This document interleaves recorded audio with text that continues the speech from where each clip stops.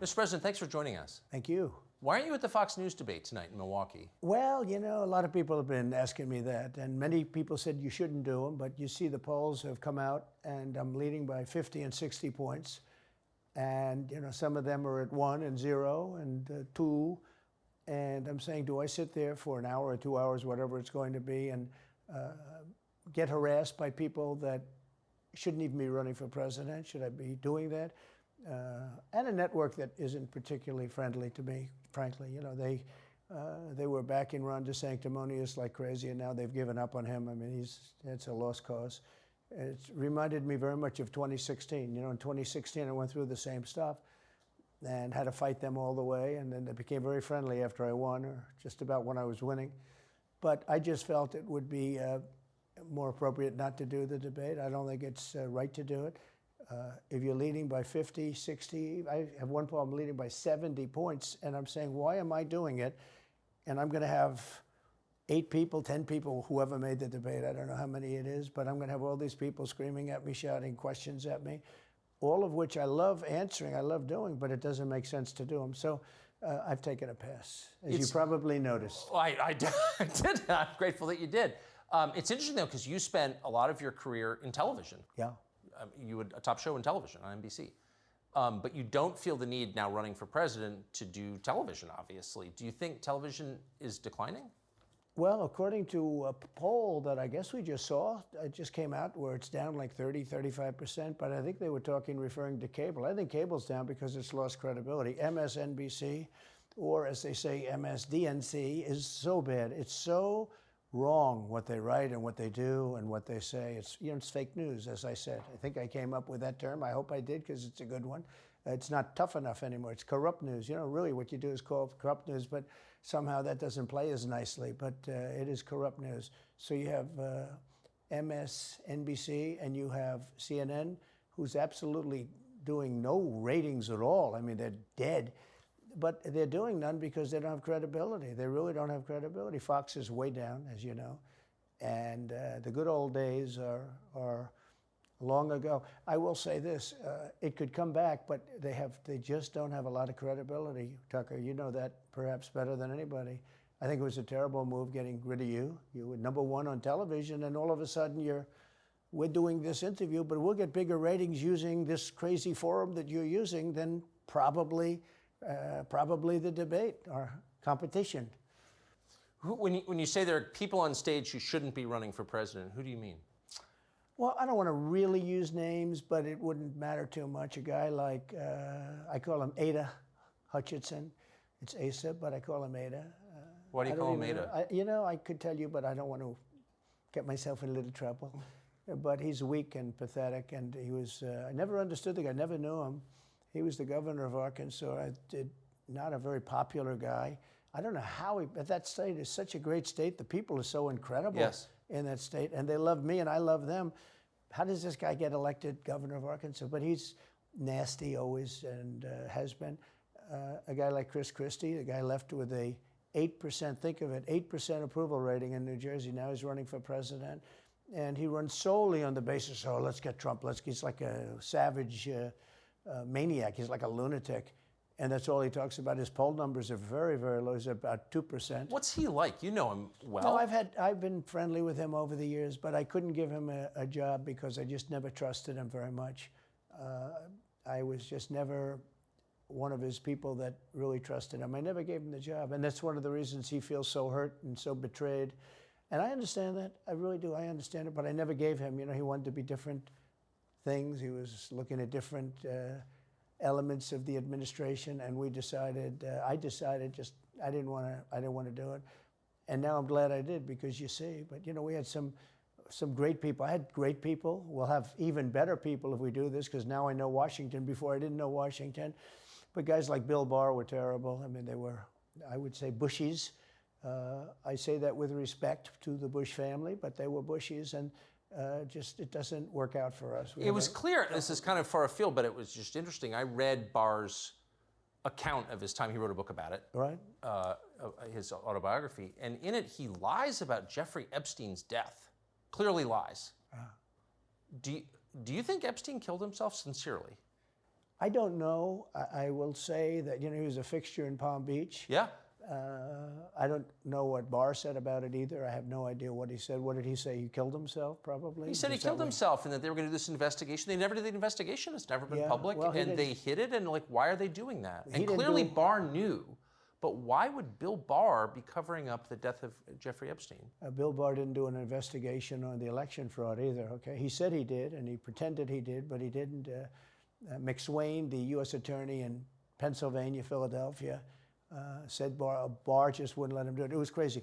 Barr became so petrified, so frightened of being impeached. They were going to impeach him. I don't know if you remember it. Yeah. It's not a big moment in history. But they said, we're going to impeach. They play a much rougher game, the left, the lunatics.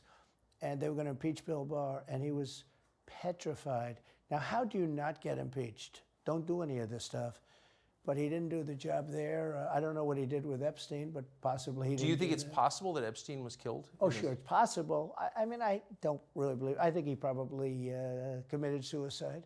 He had a life with, beautiful homes and beautiful everything, and he all of a sudden he's incarcerated and not doing very well. I would say that he did, but there are those people. There are many people. I think you're one of them, right? But a lot of people think that he was killed. He knew a lot on a lot of people. He was killed. You think so? I think the closer you look, I'm not a conspiracy person at all. I believe everything I hear. But yeah, the closer you look into it, I mean, the Attorney General of the United States, your Attorney General, clearly lied about the Epstein death. Yeah, and he was. Why? He was certainly. It wasn't well done. They had no cameras. They had no anything. Everybody was sleeping, and a case could be made. Look, I'm not going to get involved in it, but I can tell you, a case could be made either way. But it certainly wasn't the most well-run place. So the reason I'm asking you is I'm looking at the trajectory since 2015 when you got into politics, for real, and then won. It started with protests against you, massive protests, Right. organized protests by the left, and then it moved to impeachment twice, Right. and now indictment. I mean, the next stage is violence. Are you worried that they're going to try and kill you? Why wouldn't they try and kill you, honestly? They're savage animals. They are people that are sick, really sick. You have great people in the Democrat Party. You have great people that are Democrats. Most of the people in our country are fantastic, and I'm representing everybody. I'm not just Republicans or conservatives. I represent everybody. I'm the president of everybody. But I've seen what they do. I've seen the lengths that they go to. When they make up the Russia, when that's exposed and they go down, and Barr should have gone after them, and other people should have gone after, and they did very late, because the Durham report came out. It was fairly good. It could have been a lot tougher, I guess, but it was fairly good. But it explained how corrupt it was. I'll tell you who did a great job was the Inspector General Horowitz. He did a phenomenal report. You didn't have to go to Durham. He did it on Comey and on, I guess, McCabe and some others, and it was a vicious, it was basically a true report, how bad they are. But these people are sick people. These are people that I think they hate our country. You want to know the truth. When you see open borders, when you see these policies that they have, and so many other things, it's so sad to see. We have a country that's very fragile right now. I've never seen, I will say, look, I ran in 16, which was 15, but I ran in 16, election in 16, and there was tremendous spirit. In 20, there was even more spirit. We got millions and millions more votes. It wasn't even a contest. People said, well, what do you think of 20? I said, we did much better. We did. You got to base it on the number of votes. We got many more votes in 20 than we did in 16. But the election was rigged. It was a rigged election.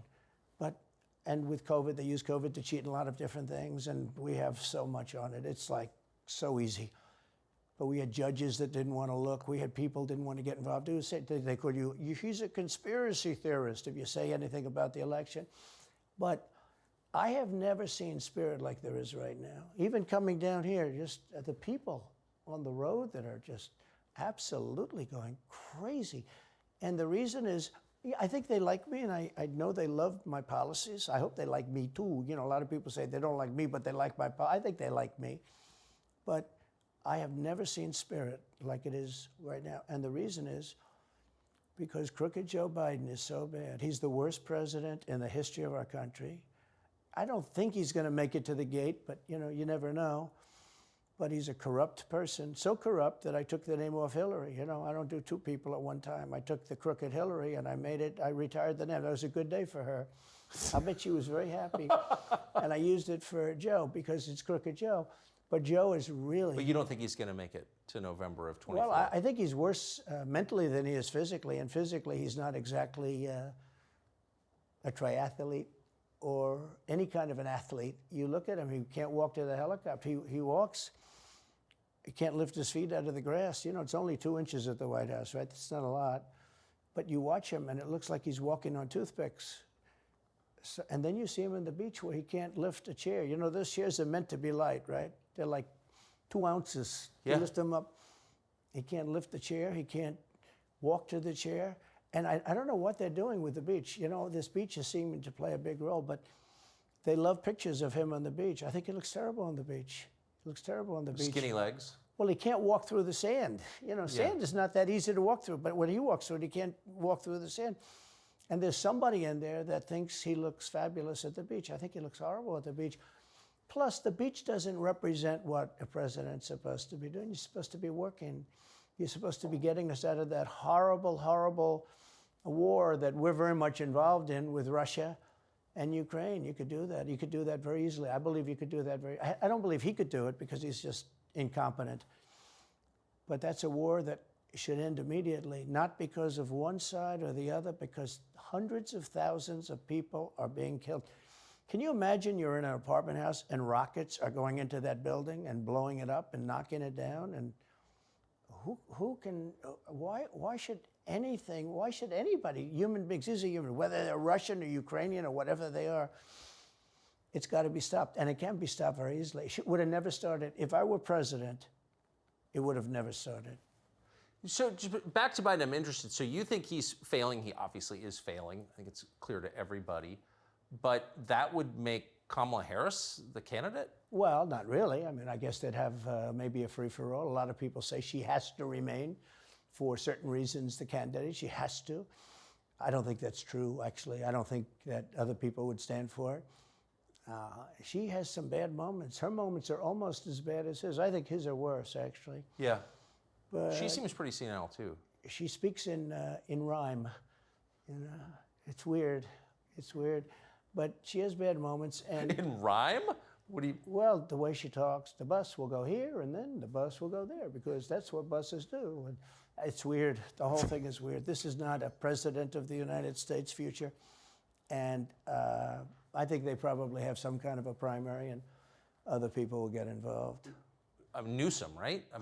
Could be. I mean, I always got along well with him, believe it or not. But could be him, could be somebody else. He's got a big load on his shoulders, because you look at California, what's happened.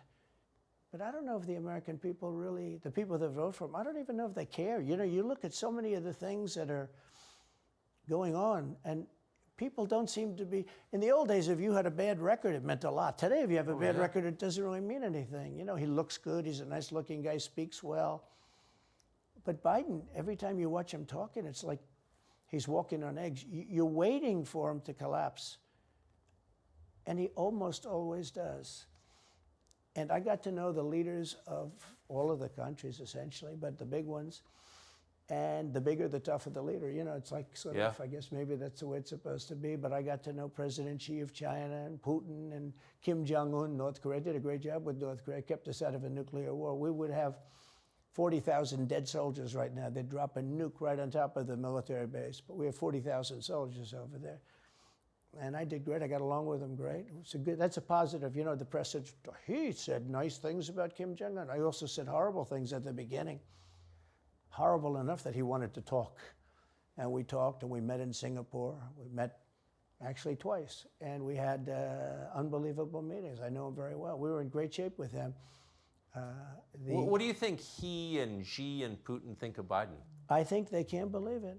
I think they probably say this is some kind of a system. They had great respect for our country. They respected me. They had great respect for our country when I was there.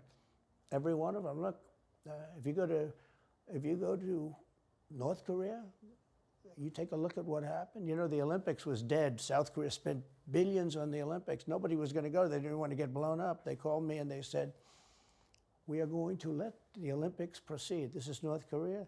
I said, you should go into the Olympics. Put your athletes in. It wasn't like, you know, they were big on athletes because, you know. Famine. But they went in and they actually participated. And within about 2 days, the entire thing was sold out. And if it wasn't me, that would have never happened. But I got along very well with him, and that's a positive thing. He does have massive nuclear power, by the way. And if Hillary would have gotten in, or if the Obama thought process continued, it would have been a nuclear war, absolutely, with North Korea. He was expecting to go into a war, and it would have been a nuclear war. So do you think the rest of the world looks on at Biden and thinks someone else has got to be running the government? Well, somebody else has to be. I don't think he's capable of doing anything. Look, when I debated him, I said, how come, and this was in front of probably not a friend of yours, Chris Wallace. He was the moderator. Not a friend. I said, why is it he wants to be Mike, but he doesn't have the talent? It's one of those bitchy little man. He wanted to be his father, but he didn't have the talent of his father was great. His He's father, a little fussy man. His father interviewed me in 60 Minutes. It was actually a 10. Can you believe it? No, I totally. His father had talent, at least. I may have been the only guy that he gave a good 60 Minutes to. He was rough. Really? His father was tough. He was great, though. He was great at what he did. But Chris Wallace was so upset. He was guarding this guy who wouldn't do a show, by the way. You know, he wouldn't do. I figured. I didn't mind Chris Wallace because Biden wouldn't do a show. And it was very obvious. You know, he kept asking him and asking, but he wouldn't do the show. So I figured he's got to like me. But he came from a different planet. But remember when I asked the question, why is it that the mayor of Moscow's wife is allowed to give you $3.5 million? Don't forget, that was brought up. Now it's brought up all the time. But that was brought up by me long before anyone ever heard of it. I said, the mayor of Moscow's wife giving you $3.5 million. What did you do to deserve $3.5 million? To Biden. And Chris Wallace said, this has nothing to do with the debate.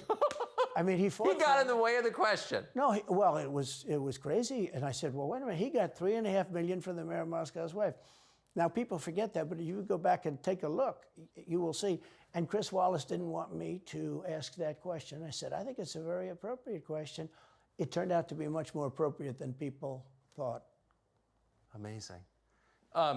So do you have a preference in, assuming you're the Republican nominee and all goes as you plan it to go, do you have a preference in who you run against? In many ways, I'd love to run against him because his record's so bad. You know, it's still horrible when you look at inflation and everything else, but others also have very bad records. I mean, California's a bad record, so, you know, should it be Gavin or should it be somebody else?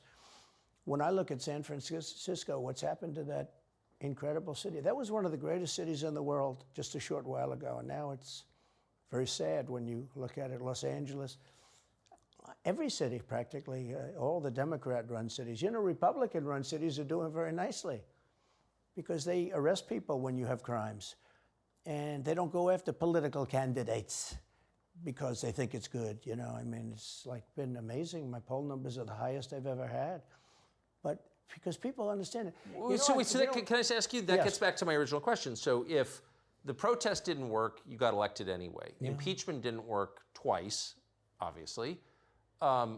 Indictment is not working. Your poll numbers go up. When they raided Mar-a-Lago in August of last year, your numbers went up. They can indict you 20 times and you're not gonna lose the Republican primary because of that. Well, so it makes it look even more ridiculous. I mean, the 4 indictments, and maybe there'll be more. I don't know. These people are crazy. But they're counterproductive. So if you chart it out, it's an escalation, is what I'm saying. Yeah. So what's next? After, you know, try to put you in prison for the rest of your life, that's not working. So, like, don't they have to kill you now? I think the people of our country don't get enough credit for how smart they are. And I'm not sure I would have said this 10 years ago, but they get it. You know, they really get it. When somebody gets indicted, your poll numbers go down. When somebody gets indicted, you announce, ladies and gentlemen, I'll be leaving to spend time with my family and to fight for the rest of my life on this stuff. But you're out of politics. I got indicted 4 times. All trivia, nonsense, bullshit. It's all bullshit. It's horrible when you look and you look at what they're doing. the boxes hoax. I'm covered by the Presidential Records Act. I'm allowed to do exactly that. He's not covered, and he's got 25 times the number of boxes, and he's got them stored in Chinatown. He's got them stored in a flimsy garage underneath his Corvette at Penn. And by the way, at Penn, he gets millions of dollars. China pays this guy millions of dollars. See, I think he's the most corrupt president we've ever had, and he also has the distinction of being the most incompetent.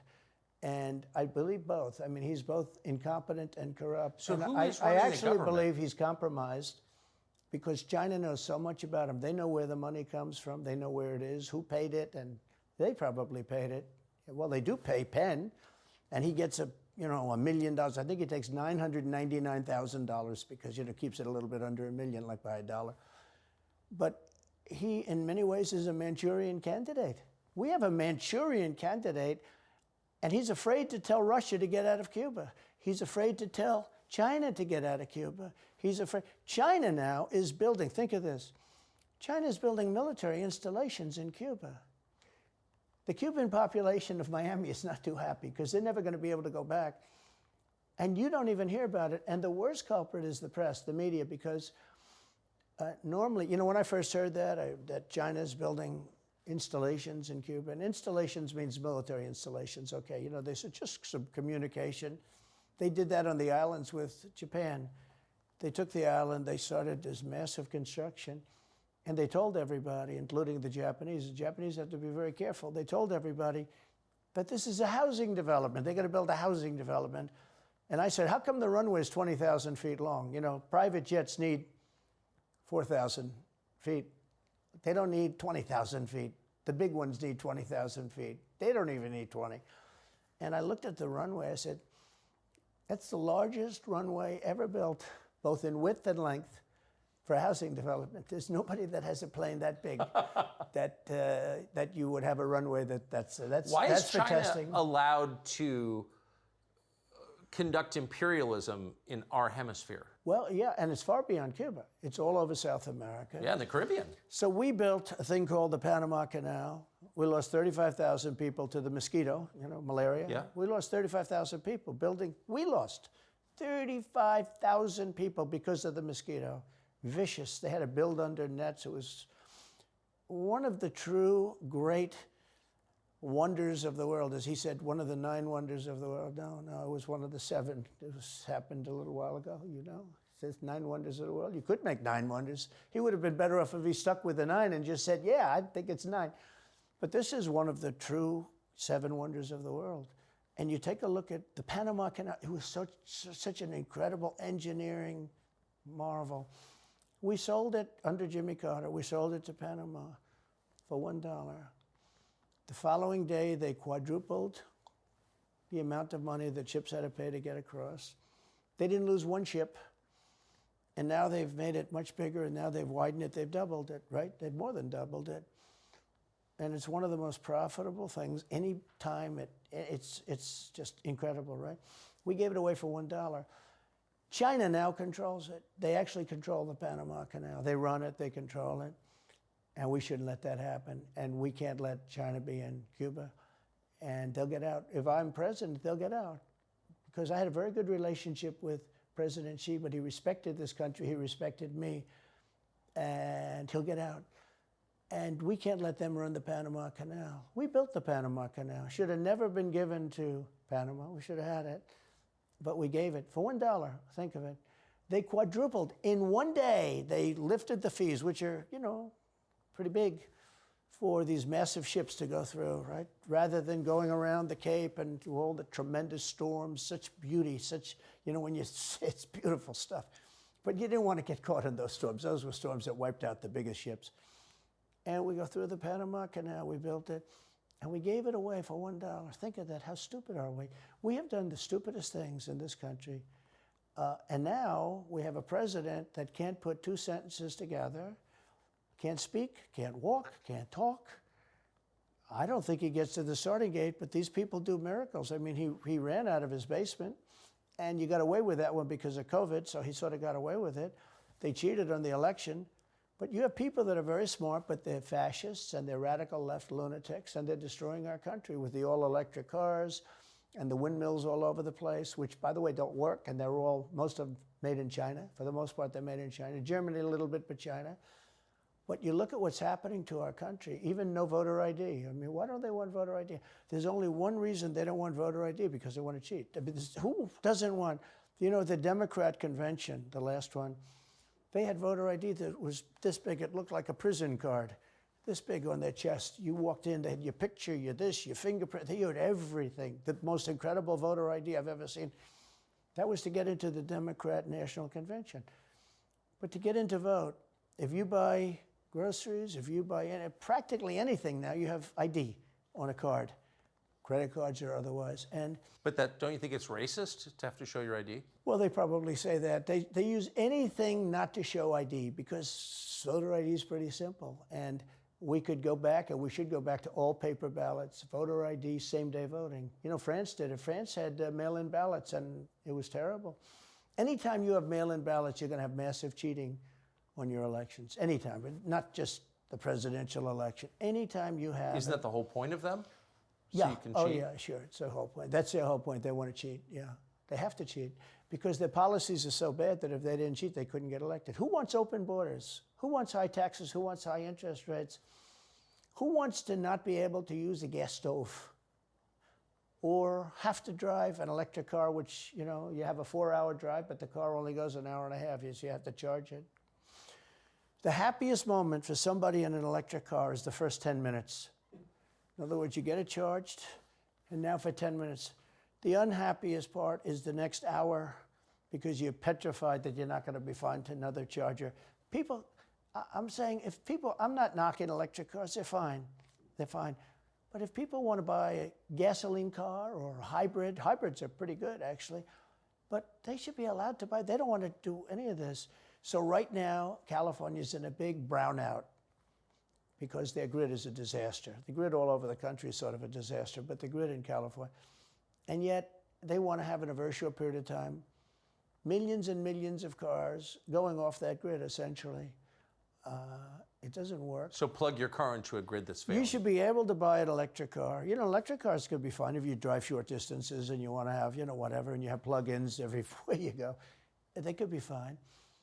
But you got to have gasoline cars. You got to have everything. Let people buy everything.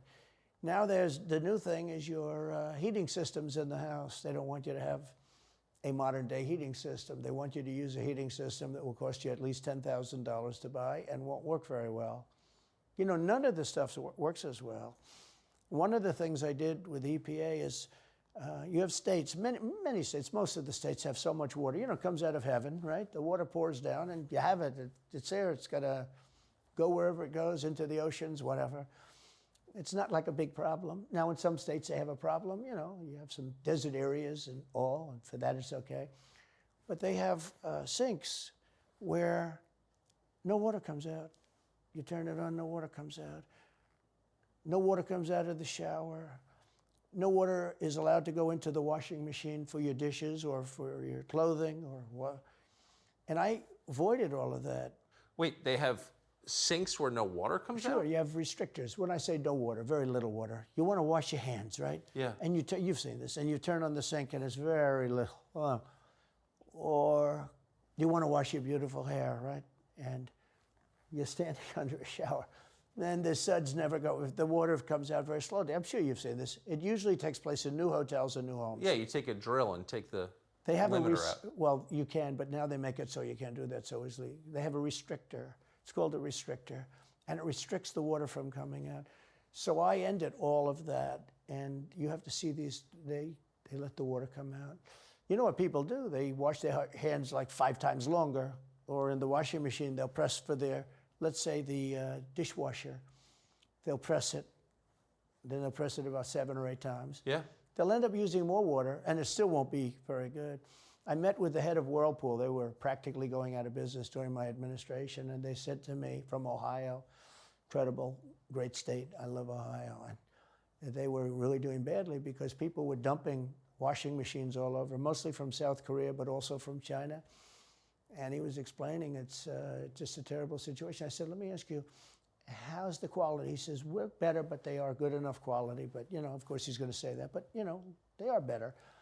He said, but they don't allow us. They're dumping these machines. They're cutting us in half. They're killing us. And on top of it, the government won't let us use water in our machines. I mean, he shows me like a quarter of a bottle of water. That's supposed to be washing clothing. And I freed it all up, and I put tariffs on these countries that were selling and the machines coming into the country. And that company went from all the washing machine companies, they make washing machines, they make dryers, they make all of the different machines that do this kind of work, including dishwashers. And they went from a disaster area to being just thriving. But can I ask, they love me in that part of Ohio. Well, I bet they do, but why should EPA, no one at EPA was elected by anybody, Yeah. Why do they have the power to decide how much water your washing machine uses? Shouldn't Congress in a democracy get to vote on that? Yeah, you could say that. They do things that are not very... So how do you, that's my question, how do you, if you get elected again, you go back to Washington, how do you keep the agencies under control? How do you keep FBI and CIA specifically under control? The way you do it, like I fired Comey, that was a big deal. You know, a lot of people said, and I fired him very early. Somebody said, oh, I wish you would have fired him. There was a real question about firing him. Anyway, you understand, because, you know, when they have a 10-year term, there is a question. I fired Comey. That was a great thing. If I didn't fire Comey, maybe I wouldn't be talking to you, or I'd be talking to you about real estate or something else other than politics, right? That was a coup, in my opinion. That was a very sick deal. That was the insurance policy. You remember the insurance policy? Oh, she's going to win, darling. She's going to win. But just in case she doesn't, we have an insurance policy. And insurance policy was what they were doing. And we caught them with that. That was a very important tweet or whatever it was, text. It was a big deal. That was a big deal. The insurance policy. She's going to win 100 million to 1. That's not good odds. At least they gave me one, right? 100 million to 1. But just in case she doesn't win, we have an insurance policy. And everybody said, that's strange. That's strange. But we caught all of that because I fired Comey. Because when I fired Comey, it was like throwing a rock into a hornet's nest, into a nest of bees, and the place went crazy. So when you were president, are you confident that you knew everything, say, CIA was doing around the world? No, I'm not. I'm not. It's a very interesting group of people. I had very good relationships, I thought, but I was a little surprised when I got out that, you know, things go on. Look, it's... What were you surprised by? I was surprised. I think it's some of the people. I was surprised that there was... I had a group of people. Look, we killed many, using the CIA, I have to say this, very bad actors. We were very good at it. You look at Soleimani, you look at al-Baghdadi, bigger than Osama bin Laden. I mean, Osama bin Laden, but al-Baghdadi did ISIS, and he was rebuilding ISIS very strongly. And that was the CIA that did that? That was really us that did that. Yeah. That was really us that did that. And Soleimani was us that did that, not so much CIA. But we did some very good work with the CIA. What I started, you know, when I looked at the 51 intelligence agents saying that was the laptop from hell was Russia disinformation, when I took a look at that, I said, that's a horrible thing. They knew it wasn't. They knew it was not. And by the way, you're talking about cheating on the election? McLaughlin and Fabrizio, great pollsters, they said a thing like that plus other things meant anywhere from 10 to 17% of the vote would change. Whatever happened to Mike Pence? You've always been nice to Pence. I've never heard you criticize Pence. You've defended him in public many, many times. He's out there attacking you. What is that? So Mike wants to run for president. You got to understand, in my opinion, Mike Pence had the absolute right to send the votes back to the legislatures. The Democrats and everybody said, you don't have the right. In other words, what I said, is he a human conveyor belt? You mean if he finds fraud in Pennsylvania, in Georgia, in any of these states, Arizona, he has to send them to Mitch McConnell, right? That's right, sir. Well, if he finds fraud, he has to? Yes, sir. I said, so he's a conveyor belt. Boom, put him in. I said, I don't agree with that. And we had some lawyers, not all, we had some lawyers that said, no, you do have the right to send them back to the legislatures to be rechecked. Because if you looked at what went on in Wisconsin, who, by the way, now agree with me, Wisconsin has been virtually, other than the fact they're not allowed to do anything statutorily, But Wisconsin has been, I mean, what they found is incredible. I mean, we won Wisconsin. But Mike Pence had the right, in my opinion, to send him back. Do you ever talk to him now? No, I haven't spoken to him in a long time. I was very disappointed in him. I didn't want to do what Thomas Jefferson did. Thomas Jefferson, it was Georgia. And it was, hear ye, hear ye, the great state of Georgia is not capable or allowed to tabulate their votes. And Thomas Jefferson, who was the vice president, said, is Georgia sure that they cannot tabulate their votes? Georgia is sure. He didn't send it back and have them redo it. He said, we will keep the votes of the great state of Georgia for Thomas Jefferson and his president. I didn't ask him for that. Could have done that too, but I didn't. I thought that would be turmoil.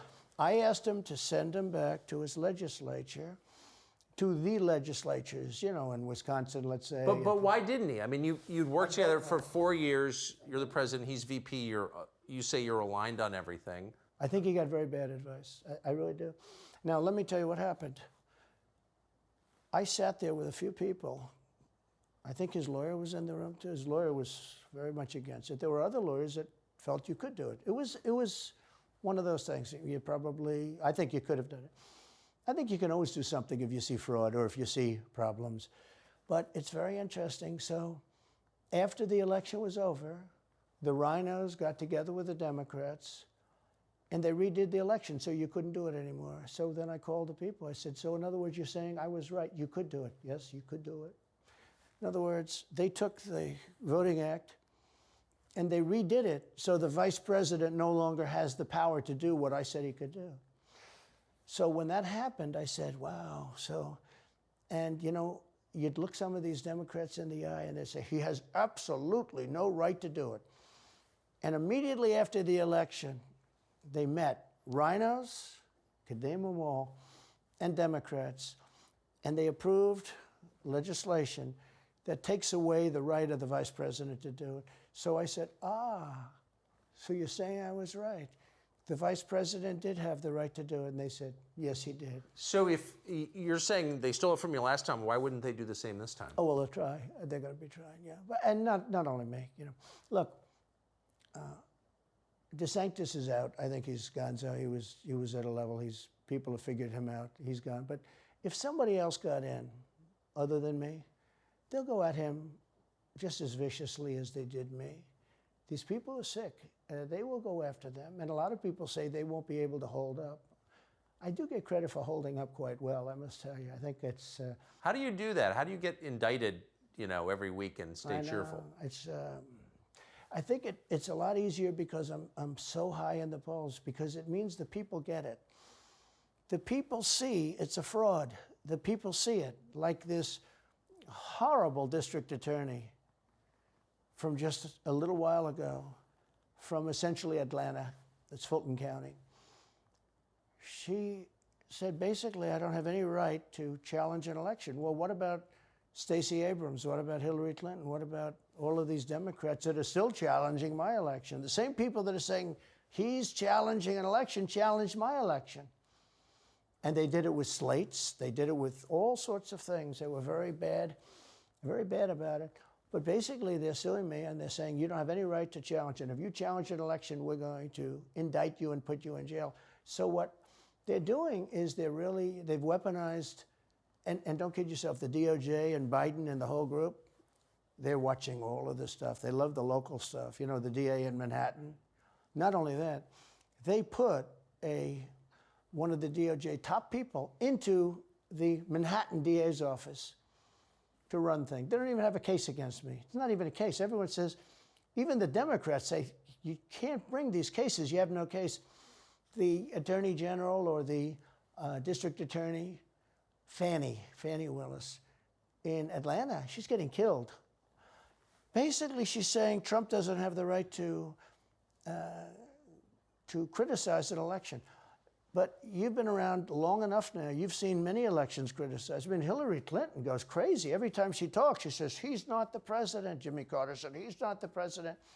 Well, I am the president. Hillary Clinton called me, by the way, at 3:02 in the morning to congratulate me the night of the election. Did her voice crack? Well, her voice was, it's very different, I will say. I won't get into that, but What do you mean? her voice was very different. Don't forget, they were all celebrating at 5 o'clock in the afternoon. And I came home and I said, you know, I think we won. I felt we won because the rallies are so big. You know, we'd go to Wisconsin and we'd go to Georgia. We'd go to different states. In Michigan, we'd have rallies. In Pennsylvania, we had 58,000 people in Butler. And I said, you know, how are we losing this? How do you have a rally where you have from 50 to 100,000 people, many of them? You know, I did 7 a day for a couple of days. That's a lot. That's a lot. These are big rallies, too. And I didn't hold back. I didn't say, let's make them little, let's do abbreviations, right? But they challenged this stuff. Yeah. Hillary called me up and conceded. Now, the word is that Obama said you have to do that.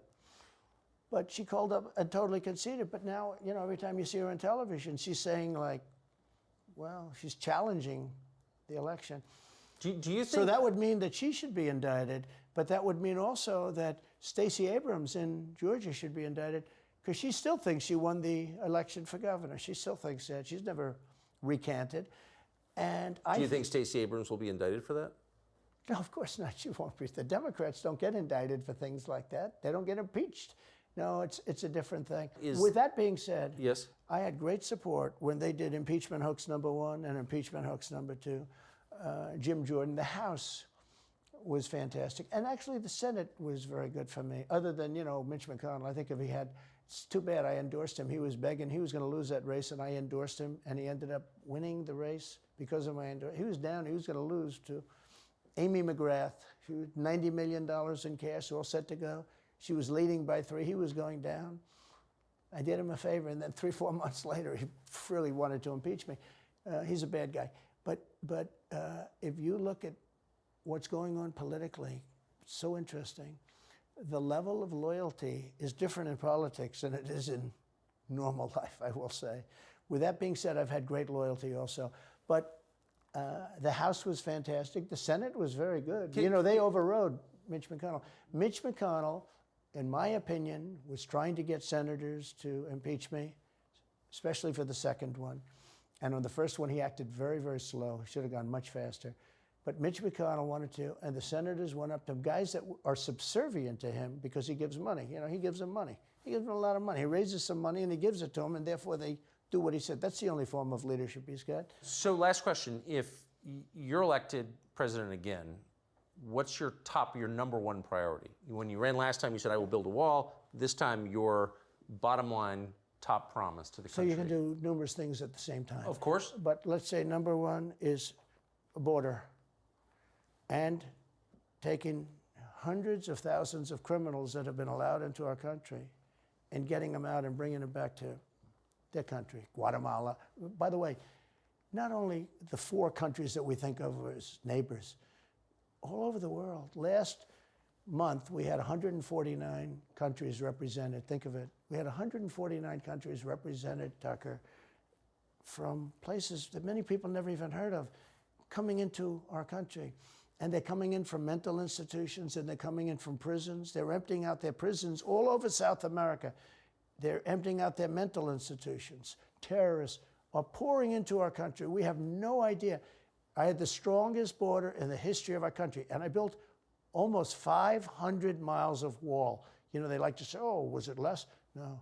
I built 500 miles. In fact, if you check with the authorities on the border, we built almost 500 miles of wall, and I had another 200 that I was going to build. You know, it's like water. It seeks. And we're going to build another 200. We built it.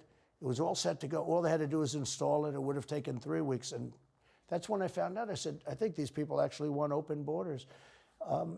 The first thing I would do would be I would seal up the border good and tight, except for people that want to come in legally. Do you think we're moving towards civil war? There's tremendous passion and there's tremendous love. You know, January 6th was a very interesting day because they don't report it properly. I believe it was the largest crowd I've ever spoken before. And you know some of the crowds I've spoken before.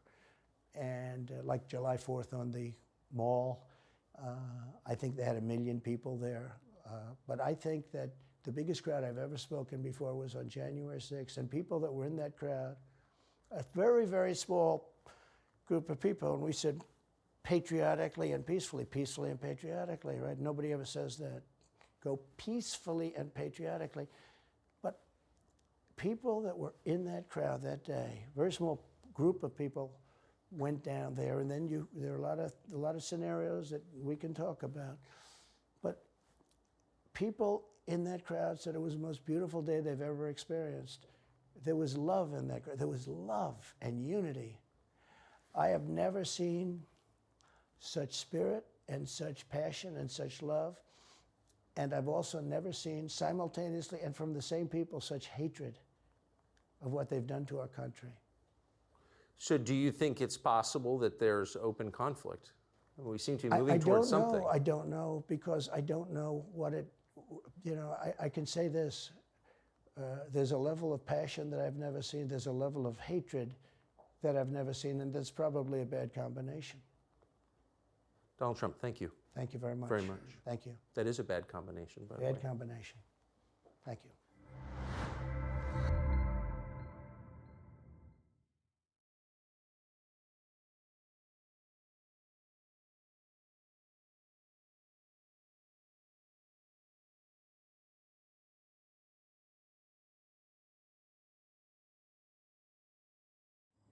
It's debate night, but we're not in Milwaukee.